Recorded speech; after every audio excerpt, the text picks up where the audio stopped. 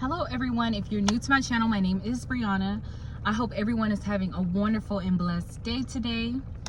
I know I'm looking a little bit Hollywood, okay? Christians can be baddies too. The sun is really bright out right now and I just needed to put my shades on because my eyes are getting very sensitive. But on today's topic, I'm just gonna give you a little summary of Exodus 1. And then we are really going to put so much emphasis on Exodus chapter 2, verse 2, all the way through 9.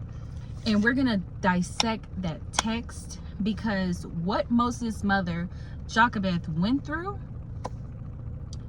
is something that I can relate to. And I know many of you can as well, okay? So this is the summary of Exodus 1. Now, Joseph, we all know the book of Joseph, right? All right. So Joseph, the one with many brothers, the descendant of Jacob, he was ruler of the land. He ended up dying in the land, and 400 years after his death, Israel was fruitful and had increased abundantly, okay? So a new king, which his name is Pharaoh, he comes in, and he feels like he's threatened by these people, because he feels as though these people don't need him, okay? So he finds these people to be a threat and he wants to take down the nation. So then Pharaoh ends up informing his taskmasters to afflict the people of Israel. But the more they afflicted these people, the more they multiplied, okay? And they grew. And Pharaoh was just like, and that we could think about that in our real lives, like the enemy. Pharaoh is the enemy. When the enemy tries to attack us and we defeat him with our godliness, our faithfulness, God just keeps multiplying because he's like, you believe in me, you're trusting in me, you're having faith in me. Here you go, daughter, here you go, son. You know, so then the Egyptians made the children serve rigorously wherever they were. So they had to serve in the land, and it was just harsh conditions, under strict conditions, you know, and they ended up being slaves. In verse 16 of Exodus chapter 1, it says, and he said, when you do the office of a midwife to the Hebrew woman and see them upon the stools, it is a son, then you shall kill him. But if it is a daughter, then she shall live.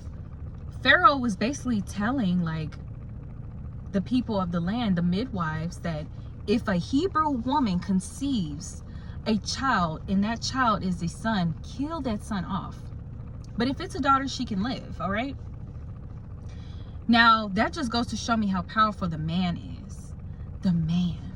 Why would he want to kill off all the sons? He tells the midwives that the midwives end up rejecting his orders. They feared God so much and they didn't listen to Pharaoh's order. They told Pharaoh that Hebrew women are like Egyptian women and that they are lively and delivered before the midwives come. And because they rejected Pharaoh's, the enemy's voice, God blessed the people and they continued to multiply. That just goes to show me even more. They said, no, Pharaoh, we ain't listening to you. You're a man. I fear God. I have too much reverence for God that I'm not going to sit up here and kill off these innocent babies, you know, just because you ordered that. So God ends up blessing them. Pharaoh begins to get very angry at this point. He's very, very, very, very angry. And Exodus 1 verse 22 states, and Pharaoh charged all the people, he charged them, all his people, saying, every son that is born you shall cast into the river, and every daughter that you shall save alive. So he's like, no, I'm not having it. If you conceive a boy, we are throwing and drowning that little baby into the river. If it's a girl, she can live. So now everyone's fearful, right? And I'm going to read Exodus chapter 2, and we're going to be discussing Moses' mother, Jochebed, and I'm going to read it all the way up until verse 9, okay? So the woman is Jochebed, Moses' mother. She conceived and bore a son, and when she saw him that he was a goodly child, she hid him for 3 months. And when she could no longer hide him, she took for him an ark of bulrushes and dabbled it in slime and with pitch, and put the child therein, and she laid it in the flags by the river's brink. And his sisters stood afar off to know what would be done to him. And the daughter of Pharaoh came down to wash herself at the river, and her maidens alongside the riverside. And when she saw the ark among the flags, she sent her maid to fetch it. And when she opened it, she saw the child, and behold, the babe wept. And she had compassion on him and said, "This is one of the Hebrews' children." Then said his sister to Pharaoh's daughter, "Shall I go and call to a nurse of the Hebrew woman, that she may nurse the child for you?" And Pharaoh's daughter said to her, "Go." And the maid went and called the child's mother. And Pharaoh's daughter said to her, "Take this child away and nurse it for me, and I will give you your wages." And the woman took the child and nursed it. Man, oh man, oh man, oh man, oh man. I read that, and a lot of things went through one ear and out the other. Okay, so we're gonna dissect this text, right? We're gonna put ourselves, even if you are a man watching this video, put yourselves in a woman's shoes. This woman, Jochebed, conceived, she bore a child for 9 months. Think about being attached to something for 9 months straight. And when she ended up having this child, she seen that it was a son. Just imagine the fear of like, oh my goodness, it's a baby boy. What are they gonna do to my child? What's gonna happen? You know, just imagine that fear. But you see that is such a precious, innocent little baby. You can't even give it, you can't kill this child. So she ends up hiding the baby for 3 months. Now let's think about it. Let's really just put ourselves in her shoes. Think about hiding an infant for 3 months. That's difficult. Okay, they cry, they whine, they need the bottle. That you don't know what's going on with them. You don't know whether they need food, they need to sleep. You don't know. Okay, just really put yourself in her shoes. For 90 days, she was dealing with an infant.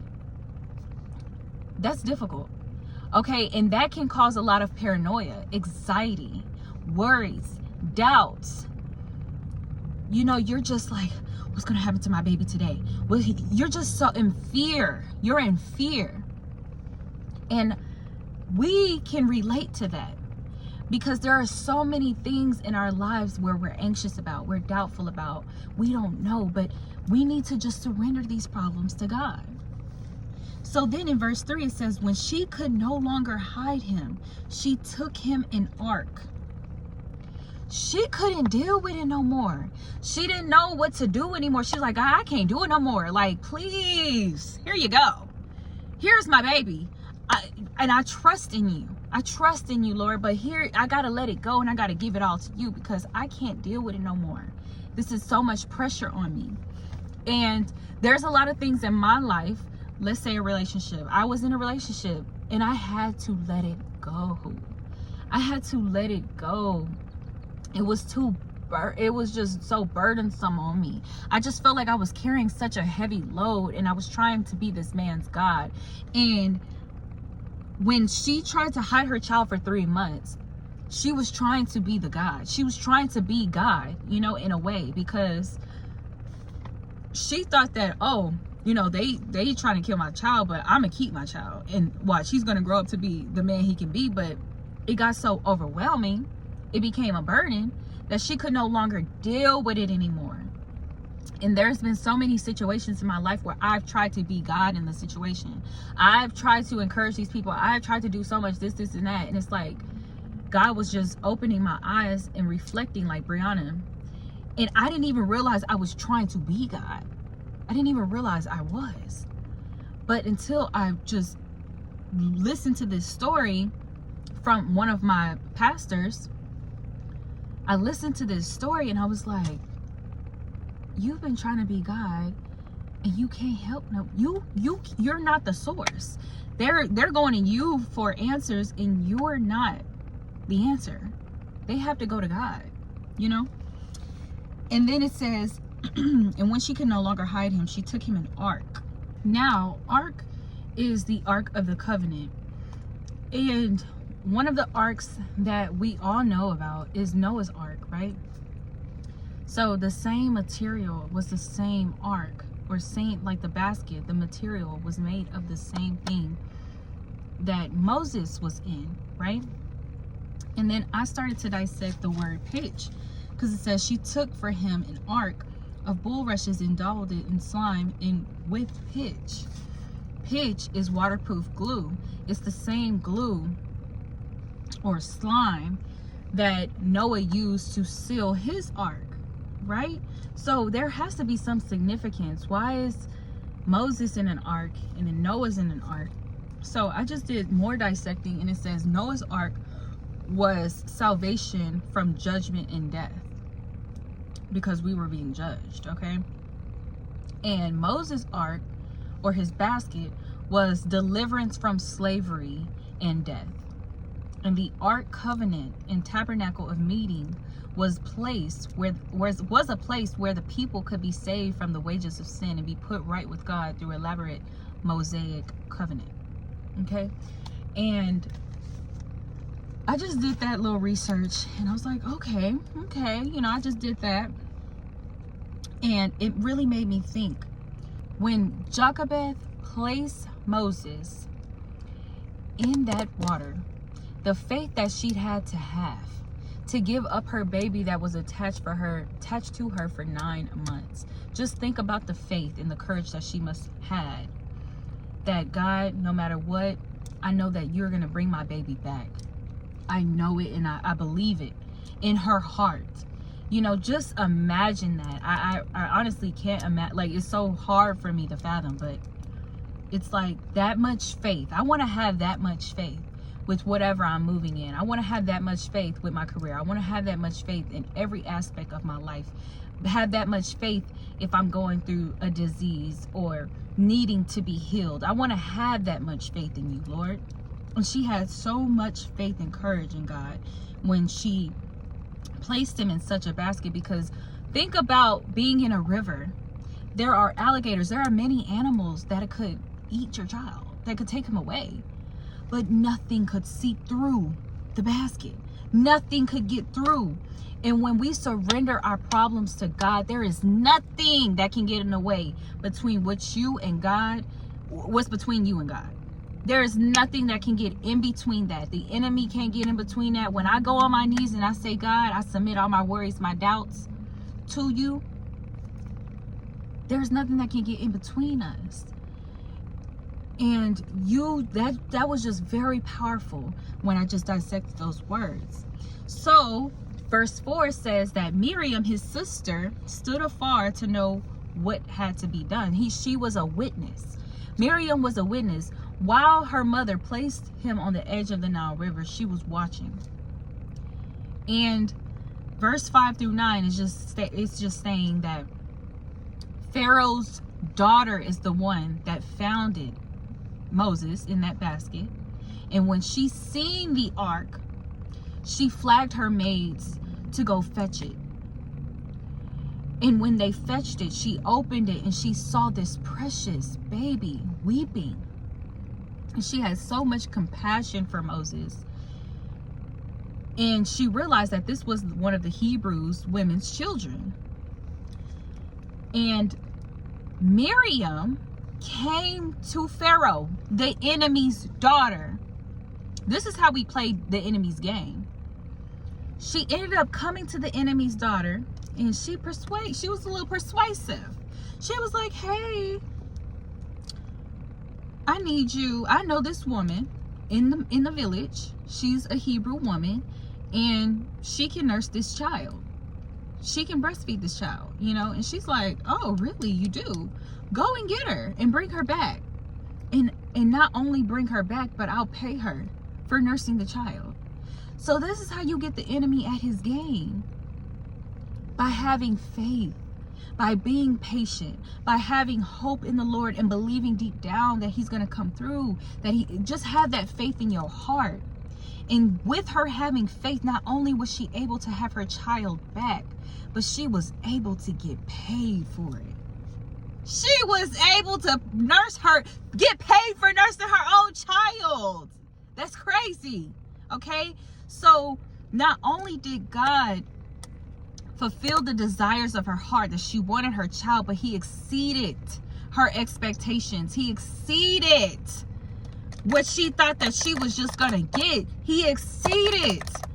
And so this was very powerful to me, because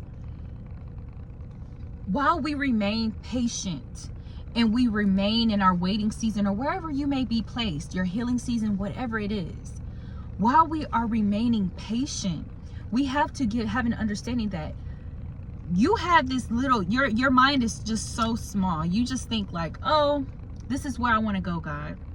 But God is like, I'm going to take you to another land, but it's going to be better than what you're even picturing is better in your mind, you know? And for me, I'm desiring future things in my life. There's goals that I want to reach and everything, and God knows that. And I feel like I'm in the season of placing my baby in the river. I've already let it go. And now my baby's floating in the river and he's not being touched. I let go. I submitted my word. I submitted everything to the Lord. And I'm just waiting on God right now. I'm in the Nile, and I'm waiting for God to I'm waiting for God to bring my baby back to me. Not literally, okay? But I'm waiting for God to bring that blessing to my life. And I think I have this small-minded idea of what this blessing is going to be, but it's going to exceed. It's going to be powerful. It's going to be moving. It's going to serve God exceedingly. Okay? It's just going to be more than what I've ever imagined. And so with whatever you do in your life, that's how you need to move. Have as much faith as Jochebed to give and let go. Let it go. Let God have it. Surrender your word. Just surrender it to God. Give it up. Give up these fleshly desires. Give it up. If you're struggling, ask God, I've been struggling with this. Please just give me an urge to just stop. I don't want to do this anymore. He will do that for you. And that's how you elevate. That's how you move. And that's just how I've been moving. And now God sees. He always sees you. He always understands. But I really just want this message to encourage somebody. This was a very powerful message to me when I just read it. Like, we always read the text, but we're never really dissecting. And this is only verse 2 through 9. Okay? Verse 2 through 9. I ain't even done. I didn't even finish the chapter. In just that little section, it was powerful. As you're moving in life, let it go. With whatever you're dealing with, let it go. Cut it out. Give it up to God. And surrender all of your doubts, all of your worries, your anxieties. Surrender it all to Him. Do as Jochebed did. She surrendered that to God. She said, God, I can't do it anymore. I give it up. I'm giving it to you. I hope you all enjoyed this video so much. It's very touching, and it touched my soul so deeply. And the moral of this story is just to have the faith that Jochebed had, to give her son up. And whatever it is in your life that you need to give up, any fleshly, worldly things that you need to give up, any anxieties, any thoughts that you need to just let it go. God, here you go. I surrender this anxiety. I surrender these doubts. I surrender these thoughts. The enemy is attacking me, Lord. I surrender it. I give it to you. I can't do it anymore. I rebuke it. Okay?